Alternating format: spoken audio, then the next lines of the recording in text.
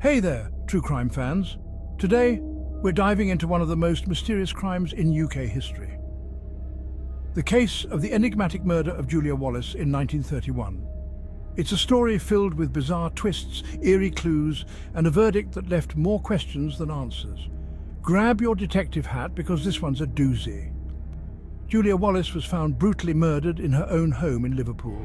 On January 20th, her husband, William Herbert Wallace, received a cryptic phone call. The caller asked him to meet at a remote address for a business deal. When William arrived, he discovered the address didn't exist. He returned home to find his wife dead, beaten savagely with a blunt object. Kinda reads like a classic whodunit, right? The police zeroed in on William as the prime suspect. Despite his alibi, the case against him seemed strong. There were no signs of forced entry, and the mysterious phone call was traced to a nearby phone box, close to the Wallaces' home. William was arrested and tried for his wife's murder.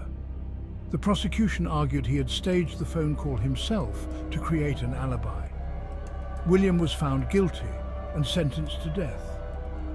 But here's where it gets even stranger. Just months after his conviction, the Court of Criminal Appeal overturned the verdict, citing insufficient evidence. William walked free, but the shadow of suspicion never left him. So if William didn't kill Julia, then who did? Theories abound, from a botched robbery to a lover's quarrel, but none have been proven. One of the most chilling aspects of this case is the lack of clear motive. Julia was well liked and had no known enemies. The brutality of her murder suggests a crime of passion, yet no one close to her seemed capable of such violence. And let's not forget the mysterious phone call. Was it truly William, or was there someone else pulling the strings? To this day, the identity of the caller remains unknown. The case of Julia Wallace is shrouded in mystery, leaving us with more questions than answers. Did William Herbert Wallace commit the perfect crime? Or was he an innocent man caught in a web of circumstantial evidence? The truth might never be known, but it continues to captivate true crime enthusiasts around the world. So, what do you think? Is William the mastermind behind this chilling crime, or is there another suspect lurking in the shadows? Drop your theories in the comments below. And don't forget to subscribe for more spine-tingling true crime stories. Until next time, stay curious and stay safe. Pause-2.5s. Why are there not more people talking about the cryptic clues and unanswered questions that make this case so perplexing? First, let's talk about the infamous phone call.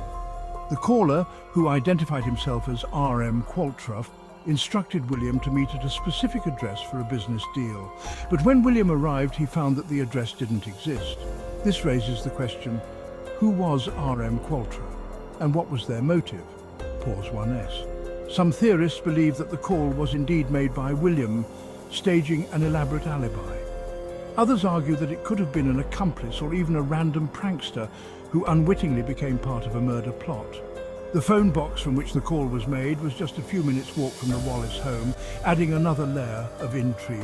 If William was the caller, he would have had to make the call and return home without being seen, a risky maneuver. Pause 1s. Next, let's focus on the crime scene itself. There were no signs of forced entry suggesting that Julia knew her attacker. However, the sheer brutality of the murder, a savage beating with a blunt object, implies a crime of passion.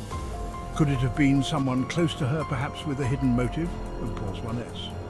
One theory points to a possible robbery gone wrong. Yet nothing valuable was taken from the house. Another theory suggests a lover's quarrel, but there were no known affairs involving Julia. The lack of clear motive continues to baffle investigators and true crime enthusiasts alike. Pause 1s. And then there's the question of William's alibi. He was seen by multiple witnesses at various locations during the time of the murder, yet the prosecution argued that the timeline was tight enough for him to commit the crime and create an alibi. This conflicting evidence leaves room for doubt, making it difficult to reach a definitive conclusion. Pause 1s. Finally, let's not forget the overturned verdict. William Herbert Wallace was initially found guilty, but the Court of Criminal Appeal later overturned the conviction due to insufficient evidence. This unprecedented move has led many to question the integrity of the initial investigation and trial. Was justice truly served? or did a guilty man walk free? Pause 1S.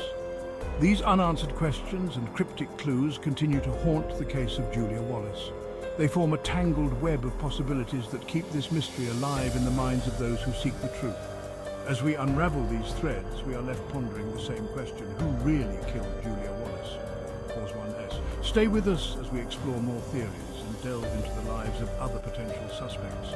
The quest for answers continues, and your insights could help shed light on this enduring enigma. Pause-2.5S. Remember to like, share, and subscribe for more gripping true crime stories.